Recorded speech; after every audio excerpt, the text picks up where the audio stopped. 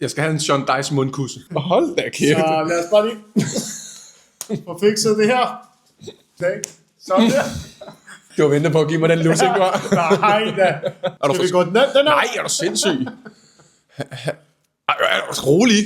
Hvad mener du? Slap af. Du er meget voldsom. Du har intet skæg jo. Prøv at se, hvor meget skæg jeg har produceret her. Slap nu af. Ja, man gider du være forsigtig. Det er ikke forsigtigt, det der. Det der er mega forsigtigt. Nu er vi nødt til at køre den her vej. Slap nu af. Det gør du. Godt, vi kører lige her. Ja, men vær lige forsigtig, mate. Hvad mener du, mand? Slap nu af. Ja, helt med. Er vi ved at være der? Ja, jeg skal bare lige have dine kinder her også. Sådan der. Sean Dice, det er mig. Skal jeg lige gå ud og skylle ansigtet, så ligner jeg Sean Dice, tror jeg. Kan du se det?